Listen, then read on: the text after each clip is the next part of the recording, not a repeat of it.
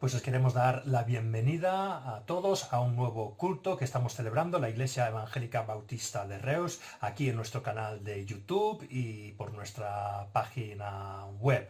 A medida que vamos aprendiendo cómo van las nuevas tecnologías, pues podemos ir haciendo cosas algo diferentes. Y voy a dar paso ahora a Ada, que va a tener la primera lectura para introducir el culto y la primera oració. Bon dia a tots, com esteu? M'agradaria que m'acompanyéssiu en la lectura d'avui diumenge en el Salm 34, els versets de l'1 al 9. En la versió en castellà us correspon amb els versets de l'1 al 8 per la diferent distribució que s'ha fet d'aquest text en les diferents versions. Per tant, el Salm 34 de l'1 al 9 diu així: Beneiré el Senyor en tot moment, tindré sempre als llavis la seva lloança. La meva ànima es gloria en el Senyor, se n'alegraran els humils quan ho sentin. Tots amb mi, glorifiqueu el Senyor, exalcem plegats el seu nom. He cercat el Senyor i ell m'ha respost. M'ha alliberat de l'angoixa que tenia. Alceu vers ell la mirada i us omplirà de llum, i no haureu de baixar els ulls avergonyits. El Senyor escolta el pobre que l'invoca i el salva de tots els perills. Acampa l'àngel del Senyor entorn dels seus fidels i els allibera. Tasteu i veureu que n'és de bo el Senyor. Feliç l'home que s'hi refugia. M'agrada molt aquest text perquè els versets de l'1 al 4 són una lloança, però la raó de la lloança està en el verset 5. Diu, per què hem de lloar el Senyor? Diu, perquè l'he cercat i ell m'ha respost enmig de les meves angoixes. Diu, per tant, us animo, versets del 6 al 7 al 8, alceu la mirada a ell, el Senyor ens escolta, el Senyor ens salva dels perills, el Senyor ens protegeix i ens envolta. Verset 9, no ho mireu de lluny com aquell que mira un pastís, no? El que li agrada. I ui, deu estar bo. No, no, tasteu-lo, la versió en castellà, gustad y ved, que és bueno Jehovà. Tasteu-lo, proveu-lo, degusteu-lo i veureu com realment n'és de bo el Senyor enmig de les angoixes. Doncs que el Senyor ens ajudi a veure la seva mà quan estiguem preocupats i ens mostri com n'és de bo, malgrat les situacions que ens envolten. Anem a fer una oració. Senyor i Pare, gràcies per aquest dia que ens dones, Senyor. Volem donar-te les gràcies perquè podem estar connectats, malgrat la distància que ens separa. I volem posar davant teu les nostres alegries i també les nostres angoixes i demanar-te que tu, a través de la predicació d'avui, ens parlis als nostres cors i a les nostres necessitats. Gràcies perquè podem parlar amb tu i comptar amb tu en tot. En el nom del Senyor Jesús. Amén. Doncs us deixo amb la predicació d'avui. Bon dia. Pues gracias, Ada, por esa lectura y esa oración para introducir el culto. Y antes de pasar al mensaje, de una forma muy breve, vamos a compartir los anuncios y actividades. Como veis, los cultos continúan de la forma habitual, lo tenéis ahí, no los voy a repasar todos, pero no hay ningún cambio para esta semana. También las actividades pues siguen siendo las mismas, os animo a que sigáis participando en estas actividades. Y si hay alguien que no está recibiendo convocatorias para esas quedadas por WhatsApp o por Skype, pues por favor que me envíe un WhatsApp y le pongo a la lista. Es un tiempo bonito para poder compartir, orar y también pues pasar tiempo en comunión los unos con los otros. Y por último, ya os dije la semana pasada la situación de la iglesia, de cuándo vamos a poder abrir, después de revisar lo que nos está pidiendo desde el gobierno para abrir la iglesia en esta primera fase, tener una reunión con las otras iglesias de la federación y también con el consejo durante esta semana, pues hemos decidido que en estos momentos no es posible abrir la iglesia en las condiciones que nos están pidiendo, así que vamos a seguir durante las próximas semanas, probablemente como mínimo hasta el 7 de junio, pues haciendo estos cultos de una manera online. Os mantendremos informados si hay algún cambio, pero pido oración para que, como llevamos diciendo, hagamos hagamos las cosas para buen testimonio para el barrio, para la ciudad y conforme a lo que el Señor quiere para la Iglesia.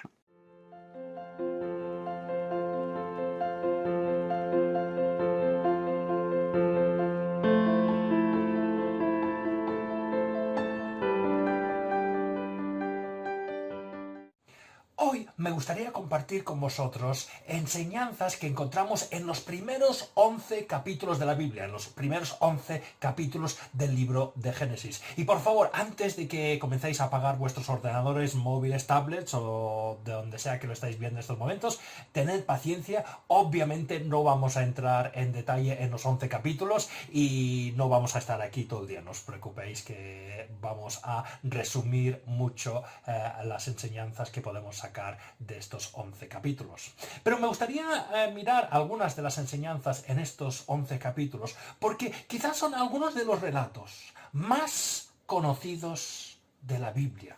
Incluso los que no van a la iglesia de una forma habitual o no se consideran cristianos, pues seguramente habrán oído de muchos de los relatos que encontramos en estos primeros 11 capítulos. ¿Quién no ha oído del relato de la creación y cómo Dios creó los cielos y la tierra? La historia de Adán y Eva, del pecado, de cómo comieron el fruto prohibido y las consecuencias de esa rebelión. Probablemente algunos habéis escuchado también la historia de Caín y Abel y cómo Caín asesinó a su hermano. El arca de Noé. Muchas personas habrán escuchado el relato del arca de Noé. O la torre de Babel, esa torre grande que construyeron para llegar a los cielos. Son historias que conocen muchas personas. ¿Por qué conocemos también estas historias? Pues en primer lugar, para los que nos hemos criado en la iglesia, son historias perfectas para explicar a los niños en las escuelas dominicales. Captan la atención. Dios creando los cielos y la tierra, el relato del huerto de Edén y la caída de Adán y Eva, el arca de Noé, la torre de Babel, eran historias que captan la atención. Y también, para los que no se han criado en la iglesia, pues también sabemos que hay películas que se han basado en algunas de estas historias. Ahora, obviamente, el Señor no escribió estos primeros 11 capítulos para que los profesores de escuela dominical o los directores de cine tuviesen material para mantenernos entretenidos. Obviamente tienen una verdad mucho mayor que eso. Y durante las últimas semanas he ido mencionando algunas cosas acerca de estos versículos o acerca de algunos temas que salen en estos primeros capítulos de Génesis. Así que hoy he decidido volver a estos 11 capítulos, hacer un estudio completo de qué es lo que quiere decirnos estos primeros capítulos de Génesis. Porque creo que son unos capítulos fundamentales para entender por qué la humanidad necesita a Dios. Se habla mucho de pecado, se habla mucho de que la iglesia dice, necesitáis salvación, necesitáis a Jesús. Y mucha gente dice, ¿y por qué? Pues de verdad creo que estos 11 capítulos son importantes para que tanto nosotros como cristianos entendamos por qué es tan importante predicar lo que dice la Biblia. Y si hay gente que hoy me está escuchando que no es cristiano, ¿por qué es tan importante que escuchemos el mensaje de la salvación en la Biblia? Así que esta mañana, con la ayuda de Dios, me gustaría mirar sencillamente dos cosas. En primer lugar, ¿qué es esa palabra que usamos los cristianos tanto? ¿Qué significa realmente pecado y cuáles son sus consecuencias? Y en segundo lugar, cuando ha quedado claro eso, me gustaría mirar cuál es la solución que da la Biblia, que da Dios a este problema que se llama pecado. Entonces, en primer lugar, vamos a mirar el pecado y sus consecuencias. Porque cuando oímos hablar del pecado de Adán y Eva, comenzamos a decir, sí, ya sé lo que pasó, algo de que comieron algo que no debían y Dios se enfadó, pero quizás no lo entendemos del todo bien. Un libro que leí hace muchos años, de un autor británico, Douglas Adams, El restaurante al final del universo, recoge una conversación entre un alienígena y un humano. Y están explicando, o el humano está intentando explicarle la historia de Edén. Y después de que se lo explicó, el alien dice, pues es un poquito raro, ¿no? ¿No te das cuenta? Dios os dice que podéis comer de lo que queráis, menos de un árbol. Y sorpresa, acabáis comiendo de ese árbol. Y Dios sale y os pilla y dice, ¡ah, os he pillado! ¡Castigados! Y el alien llega a la conclusión, dice, ¿os dais cuenta? El problema no sois vosotros. El problema es Dios, que estaba buscando cualquier excusa para castigaros. Y muchas veces esa conversación refleja la idea que tiene la sociedad del pecado original, que se llama esa rebelión de Adán y Eva en el huerto de Edén. Muchos piensan, oye, ¿es verdad? ¿Tantos problemas porque comieron una manzana?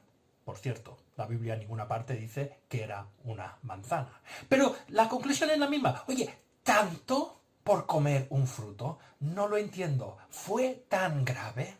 Y sí, la realidad es que es grave lo que pasó. No tanto porque comieron el fruto, sino lo que significó comer ese fruto. Y por eso, en primer lugar ahora, vamos a ver cuál fue el verdadero pecado que cometieron Adán y Eva. Vimos el viernes que toda la Biblia deja claro que Dios está por encima del ser humano. El ser humano fue creado subordinado a Dios. Nos puede gustar más o menos, como vimos el viernes, pero veremos más adelante que hay que tener eso muy en cuenta, porque eso significa que los seres humanos tenemos ciertas cualidades que nos permiten hacer ciertas cosas, pero siempre bajo o con la ayuda de Dios. Y eso lo vimos el viernes, cuando estábamos haciendo el Salmo 123. Vimos ahí los versículos que hay en Génesis capítulo 3, cuando Eva cae en la trampa, en la tentación de Satanás. La serpiente, que es Satanás, va a Eva y dice, oye, no podéis comer de los árboles que hay, todos estos árboles. Y Eva dice, no, claro, podemos comer de todo, menos uno, el del conocimiento del bien y del mal, que si no, moriremos. Pero miramos lo que dice la serpiente a Eva cuando hace esta contestación. Dice así, versículo 4. Pero la serpiente le dijo a la mujer, no es cierto, no vais a morir. Dios sabe muy bien que cuando comáis de ese árbol se os abrirán los ojos y llegaréis a ser como Dios, conocedores del bien y del mal. La serpiente le está diciendo a Eva, podéis ser como Dios. Dios ha creado este sistema donde Él está aquí y vosotros estáis aquí. Pues no. Podéis llegar a ser como Dios. Vosotros decidís lo que es bueno y lo que es malo para vuestras vidas. No hace falta que tengáis a Dios en cuenta. Y mira la reacción de Eva, versículo 6. La mujer vio que el fruto del árbol era bueno para comer y que tenía buen aspecto y era deseable para adquirir sabiduría. Así que tomó de su fruto y comió. Luego le dio a su esposo y también él comió.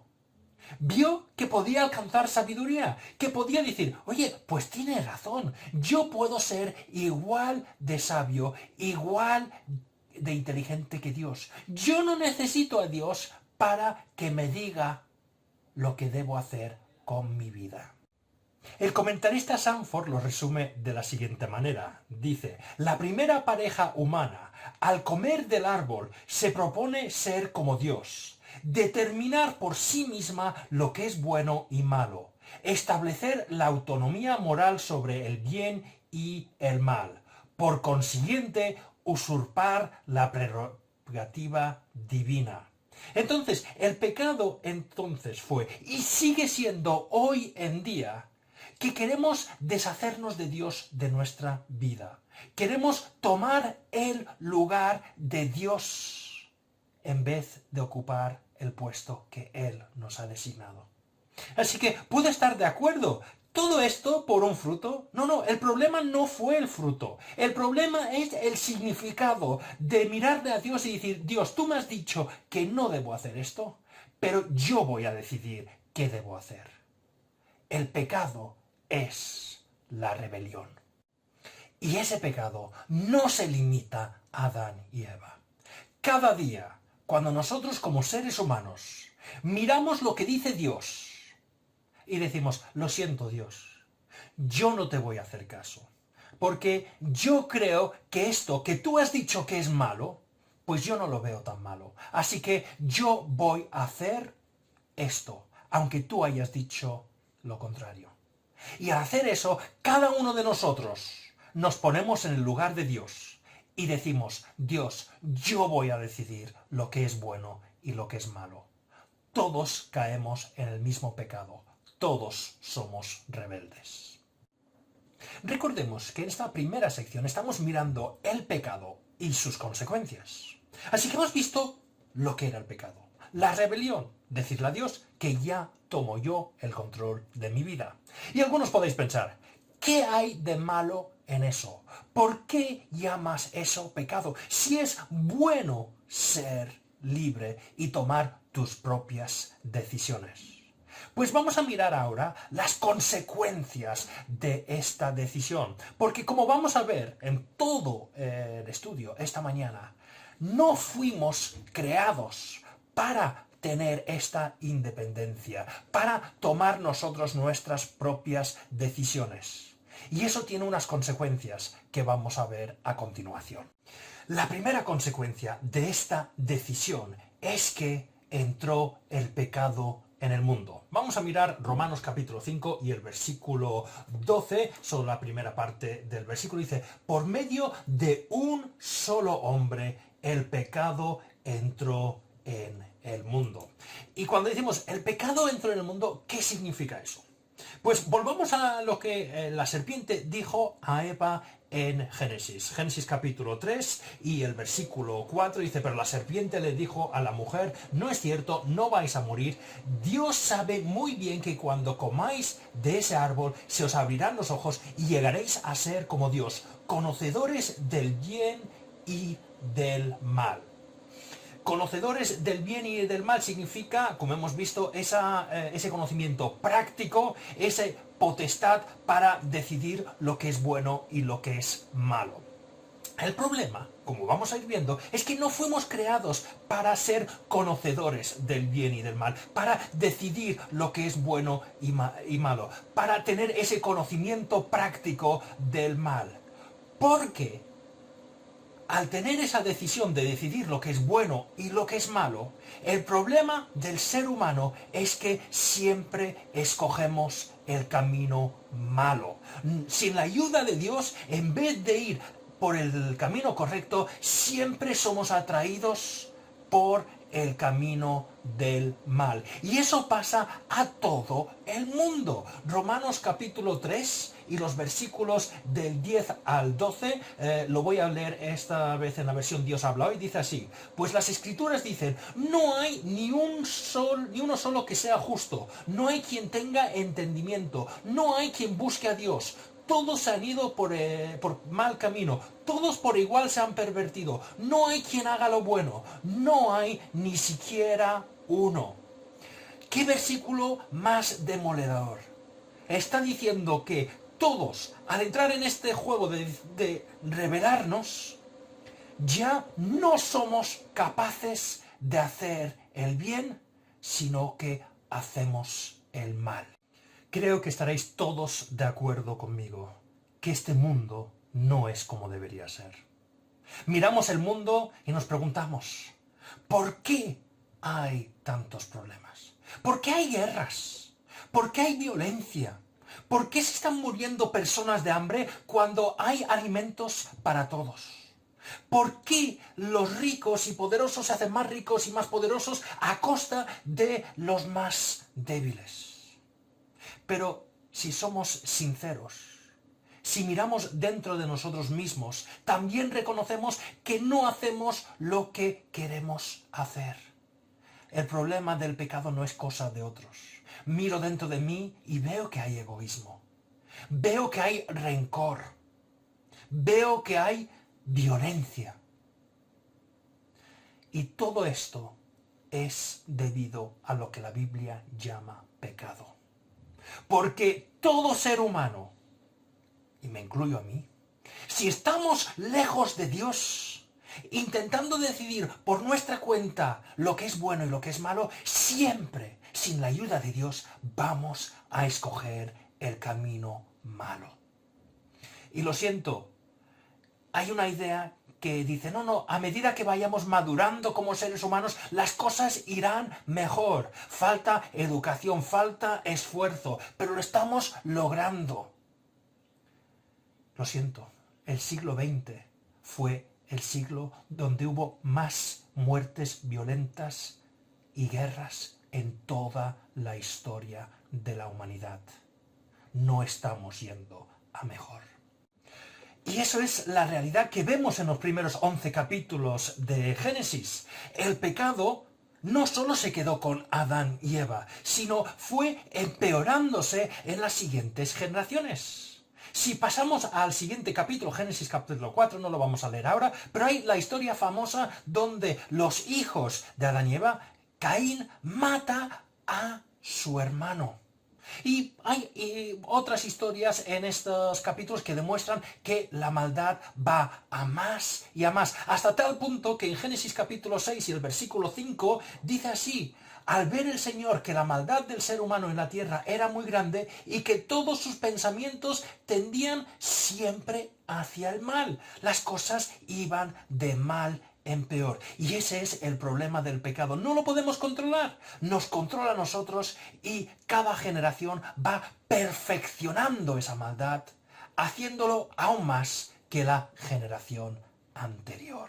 Recordemos que estamos en la primera parte de este estudio. Estamos mirando lo que fue el pecado, o lo que es el pecado, que fue la rebelión contra Dios y sus consecuencias. La primera consecuencia la acabamos de ver. Ese pecado, la maldad, nos controla. Pero hay una segunda consecuencia del pecado y esa segunda consecuencia es la muerte. Génesis capítulo 2 y el versículo 16 leemos lo siguiente. Vamos a comenzar a leer a partir del versículo 15. Dios el Señor tomó al hombre y lo puso en el jardín del Edén para que lo cultivara y lo cuidara. Y le dio este mandato: puedes comer de todos los árboles del jardín, pero del árbol del conocimiento del bien y del mal no deberás comer. El día que de él comas, ciertamente morirás.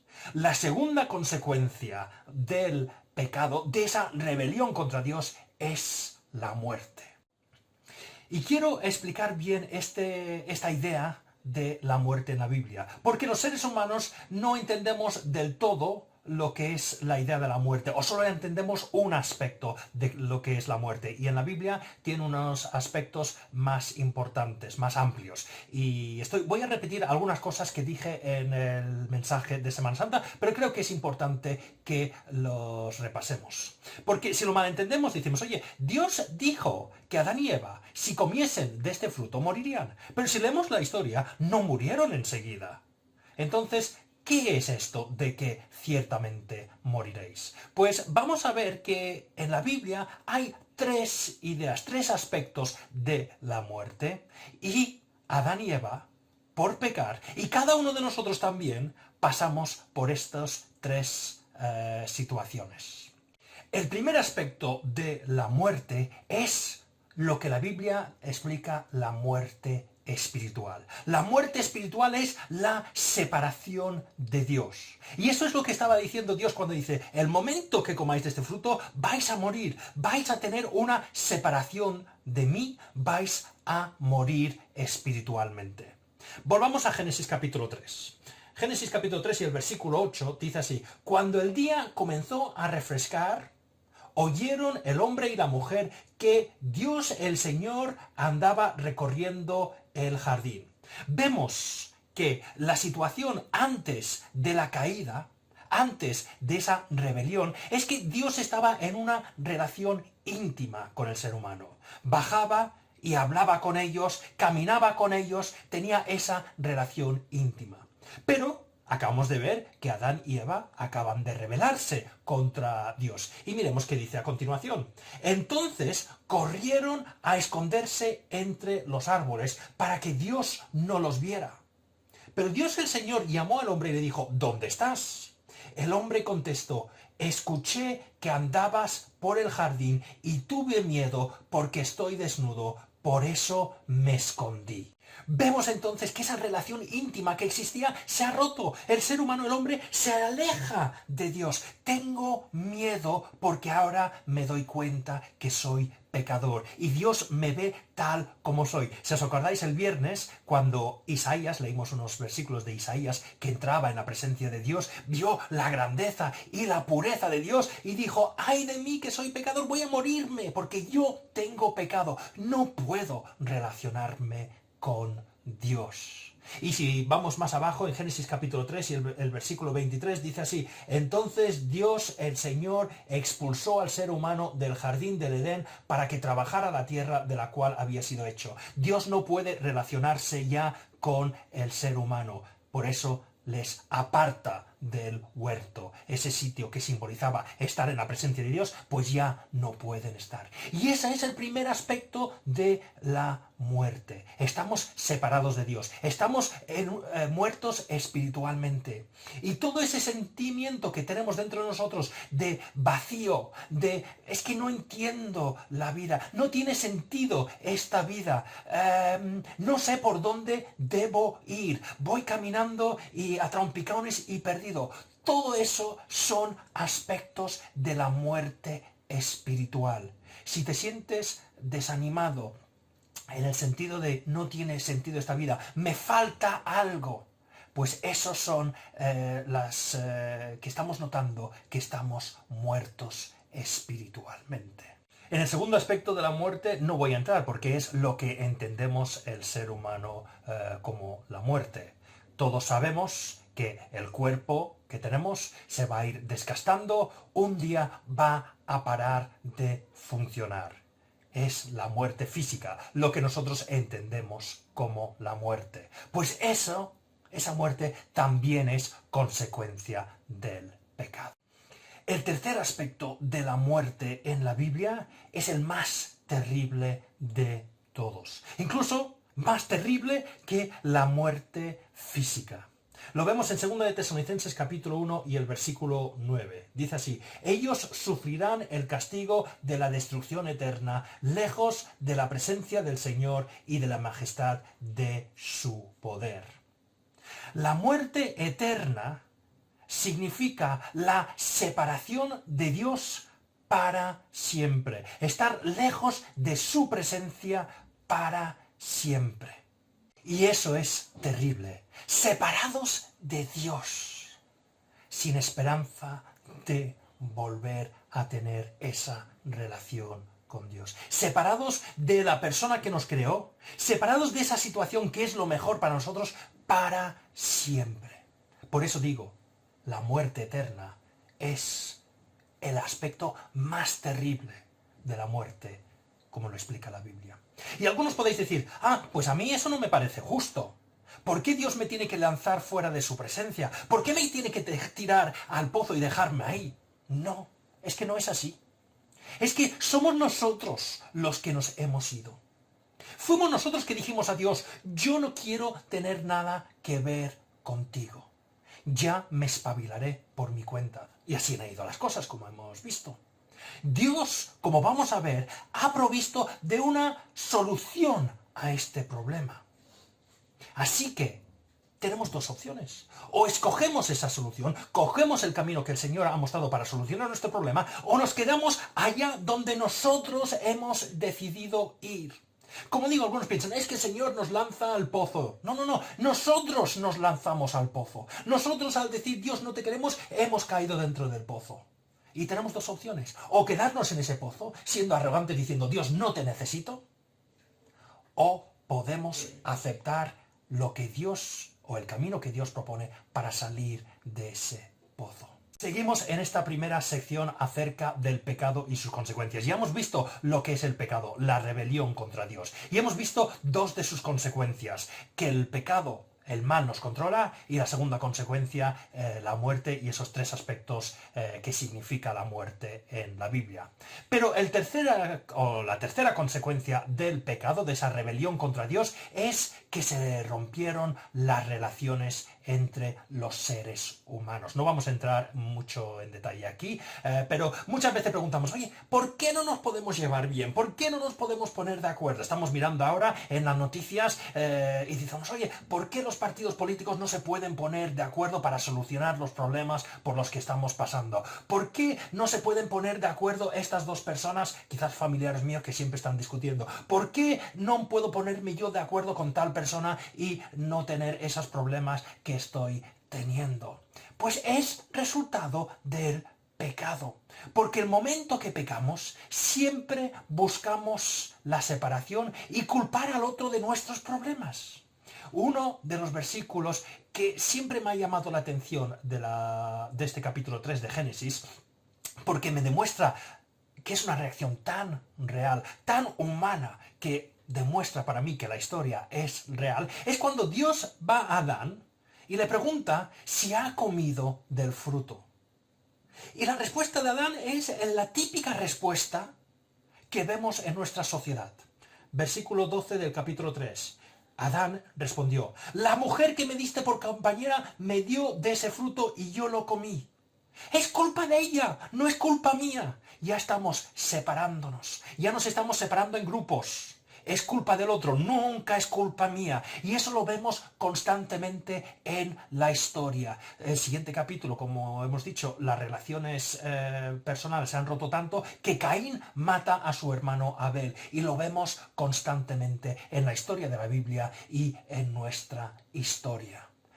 Uno de los resultados del pecado es que nos separamos, nos dividimos en grupos y culpamos al otro de nuestros problemas. Las relaciones ya no pueden ser armoniosas como eran antes. La última consecuencia del pecado, y es realmente el resumen de todo lo que hemos dicho antes, y lo he mencionado hasta cierto punto varias veces ya en el mensaje, es que estamos intentando hacer o realizar labores por las cuales no tenemos las cualidades para hacer. ¿Qué quiero decir con esto? Recordemos que en Génesis 3:5 la serpiente le dijo a Eva, no, es que si coméis de este fruto seréis como Dios, tomaréis el lugar de Dios.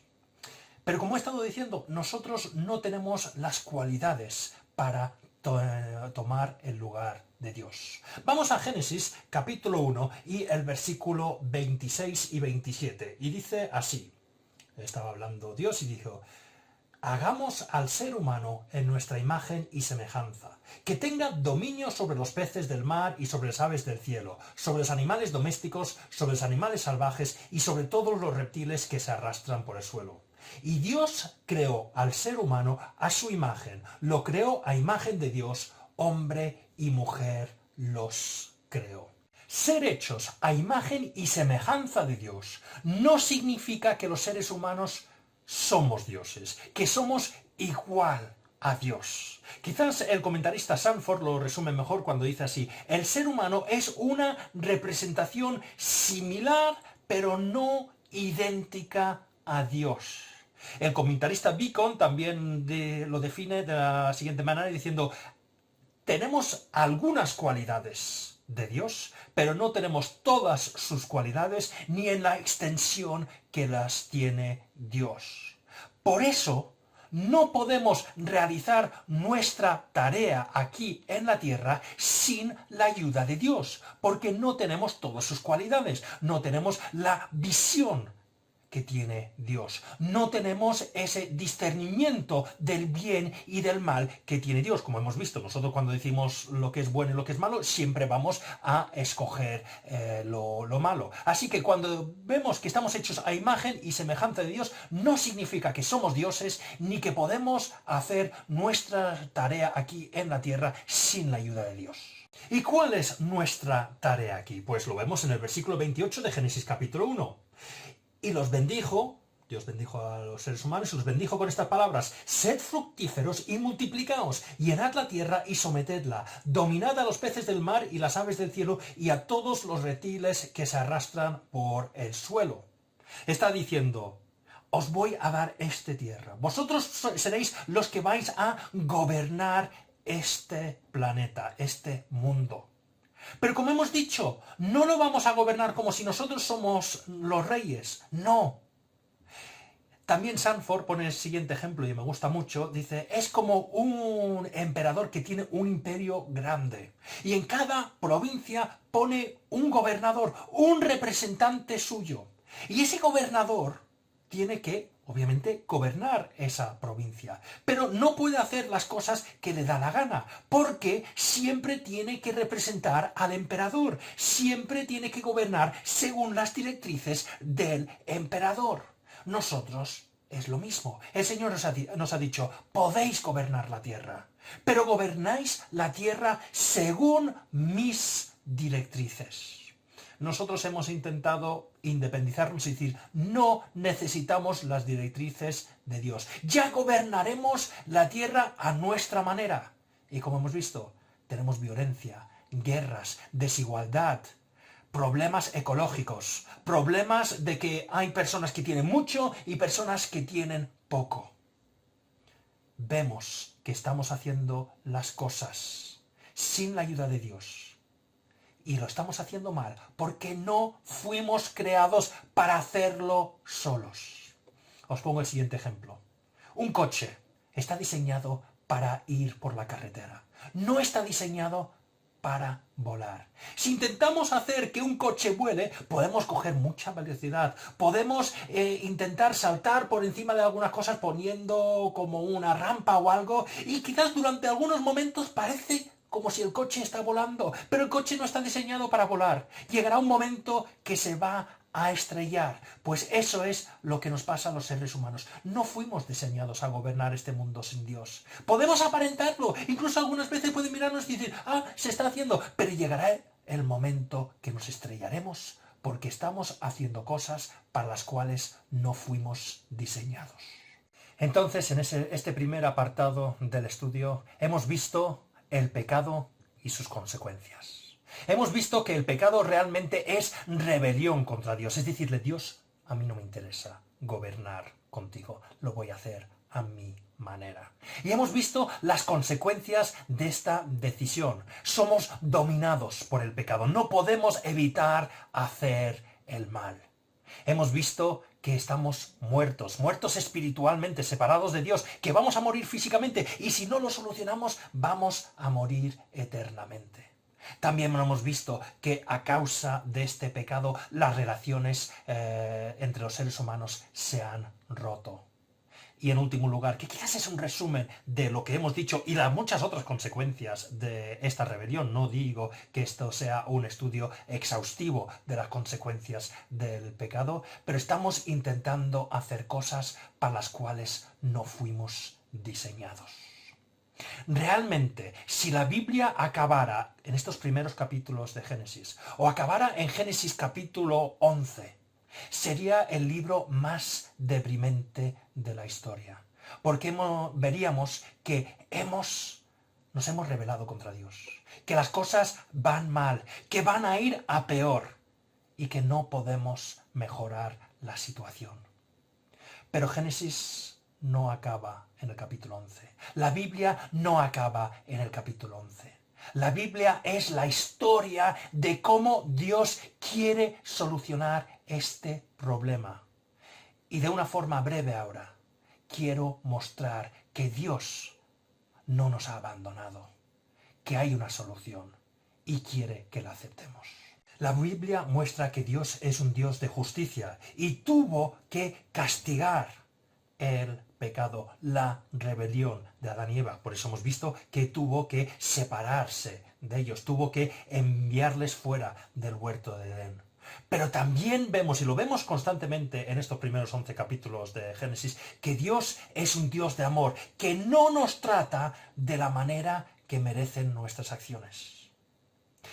Y eso lo vemos en Génesis capítulo 3, el momento más oscuro de la historia de los seres humanos. Acababan de rebelarse, acababan de decir a Dios, no nos interesa tener una relación contigo. Dios tenía todo el derecho a decir, vale, os dejo, espabilaros, ya veréis cómo os salen las cosas.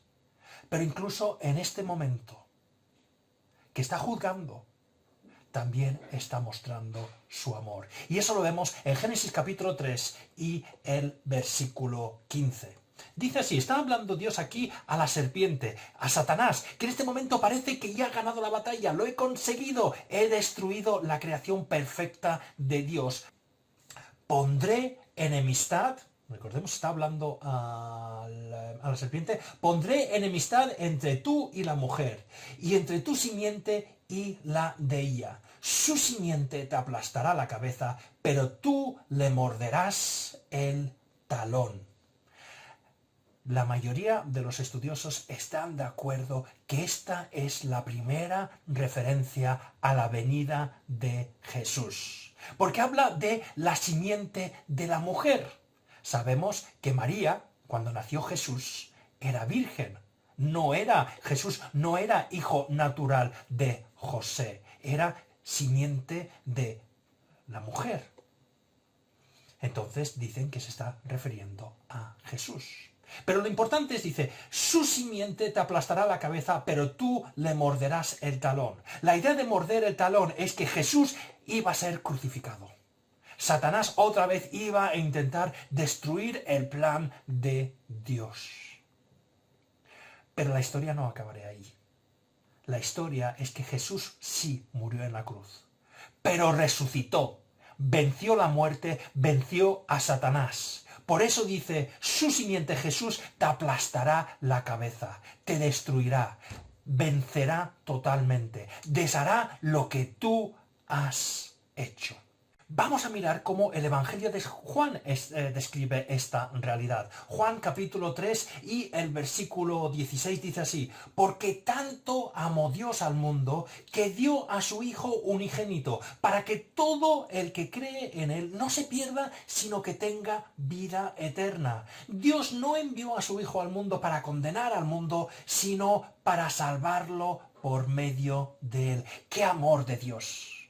Que incluso en ese momento de rebeldía total del ser humano, Dios está diciendo, no os preocupéis, yo os amo y voy a hacer un camino para que podamos solucionar esta situación. Y quizás me estáis preguntando, ¿pero cómo soluciona Jesús nuestra problemática? ¿Cómo soluciona Jesús todo eso que has mencionado antes? Obviamente no podemos entrar en todos los matices esta mañana y quizás algunas de estas ideas las iremos desarrollando en mensajes posteriores. Pero en primer lugar recordemos que por nuestra rebeldía Dios no puede tener comunión con nosotros. Adán y Eva tuvieron que apartarse de Dios, tuvieron miedo. Dios tuvo que separarlos de él, sacarlos del huerto de Edén. Pues la obra de Jesús en la cruz, muriendo por nosotros, soluciona ese problema. Vamos a leer Romanos capítulo 5 y los versículos del 18 al 19 y lo voy a leer en la versión Dios habló hoy.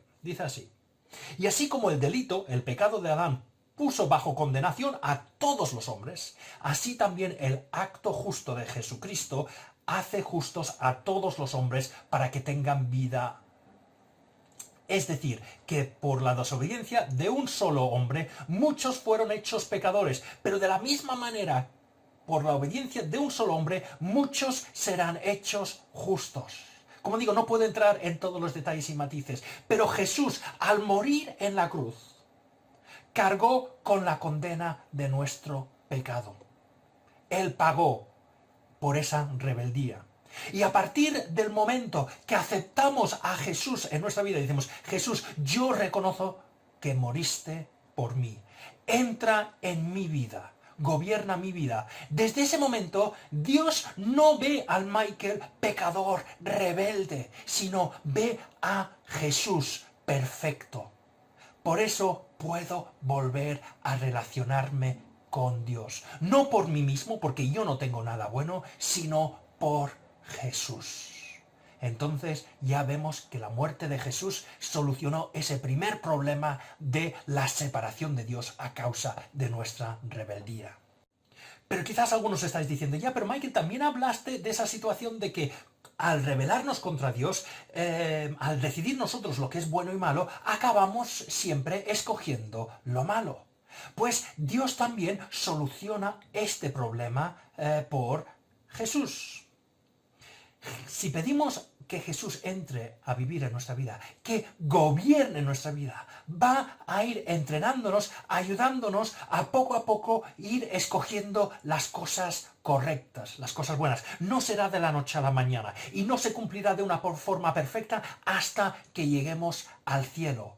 Pero es una promesa de Dios de que al vivir en nuestra vida comenzaremos nuevamente a poder controlarnos, a poder discernir, porque estamos sujetos a Dios, entre el bien y el mal. Vamos a mirar un versículo o un par de versículos que vemos en Gálatas, capítulo 5 y el versículo 19. Dice así: las obras de la naturaleza pecaminosa se conocen bien, o sea, diciendo, las obras que realizamos por causa de rebelarnos contra Dios, las conocemos bien: inmoralidad sexual, impureza, libertinaje, idolatría, brujería, odio, discordia, celos, arrebatos de ira, rivalidades, disensiones, sectarismos y envidia, borracheras, orgías y otras cosas parecidas. Os advierto ahora, como antes lo hice, que los que practiquen tales cosas no heredarán el reino de Dios. Vemos esta lista de cosas que nos sale de una forma natural a los seres humanos por ser pecadores. Y creo que no hay nadie que pueda leer esa lista y decir, yo nunca he caído en ninguno de esos pecados. Pero no queda ahí. Versículo 22. En cambio, el fruto del Espíritu, o sea, lo que está diciendo es que el fruto de tener al Espíritu Santo, a tener a Jesús gobernando tu vida, es lo siguiente: amor, alegría, paz, paciencia, amabilidad, bondad, fidelidad, humildad y dominio propio. No hay ley que condene estas cosas. Ese es el resultado de tener a Jesús en nuestra vida. Ya no nos domina el mal, sino que somos capaces de hacer el bien. Y Jesús nos irá ayudando durante nuestra vida para poner más en práctica lo que llama aquí el fruto del Espíritu y menos en práctica lo que llama la naturaleza pecaminosa. Ahora, la decisión es nuestra. Volvamos un momento a Juan capítulo 3 y ahora el versículo 18. Dice así: el que cree, o sea, el que cree en lo que acabamos de decir, en ese plan de salvación de Dios, no es condenado. Pero el que no cree ya está condenado por no haber creído en el nombre del Hijo unigénito de Dios. Esta es la causa de la condenación, que la luz vino al mundo, pero la humanidad prefirió las tinieblas a la luz, porque sus hechos eran perversos. Pues todo el que hace lo malo aborrece la luz, y no se acerca a ella por temor a que sus obras queden al descubierto. ¿Qué vamos a hacer? Estamos en el pozo, y estamos en el pozo porque nosotros nos metimos en el pozo. Podemos creer en el camino que el Señor ha marcado, que Dios por su amor nos ha mostrado. O podemos decir, no lo voy a aceptar. Yo prefiero seguir viviendo de una forma independiente. Y entonces estamos condenándonos a nosotros mismos a estar separados de Dios y las consecuencias que hemos visto. Si no sois cristianos y estáis escuchando este mensaje esta mañana, recordemos lo que hemos visto. El pecado es rebeldía contra Dios. Y tiene unas consecuencias que ya hemos visto. Somos dominados por el mal. Estamos separados de Dios y si no solucionamos eso, será una separación eterna. Estamos en una guerra constante contra nuestros seres queridos. Y estamos intentando hacer cosas para las cuales no fuimos nunca diseñados. Pero Dios, que nos ama, ha dado una solución. La solución es su Hijo, que murió en la cruz para que esa condena por nuestra rebeldía quedara pagado. Que en vez de ver a Michael pecador, Dios ahora ve a Jesús, su Hijo perfecto, viviendo en mí. Y gracias a que Jesús está viviendo en mí, no por mí mismo, no porque soy buena persona, sino por la ayuda que me da Jesús, soy capaz, con mis errores y mis fallos, pero soy capaz cada día de producir esos frutos que Dios quiere que produzca y evite esa naturaleza pecaminosa que no me domine. Como digo, no será perfecto hasta que lleguemos al cielo, pero doy gracias a Dios que ha provisto de un camino de salvación. Si queréis saber más de este camino, por favor, al final del culto están nuestros datos de contacto. Poneros en contacto con nosotros mediante el email o el teléfono, porque es la decisión más importante que puede tomar el ser humano.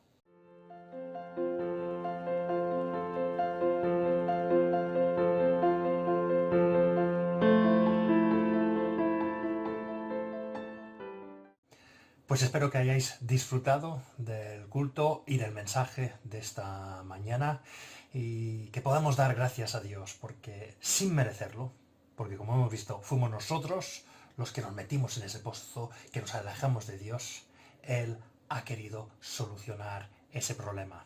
Y en ese sentido vamos a escuchar dos cánticos esta mañana que están en la página web para los que me estáis siguiendo por ese canal. Uno se llama La Cruz, del grupo Lead, y habla de eso, que la cruz es la solución a los problemas que tenemos.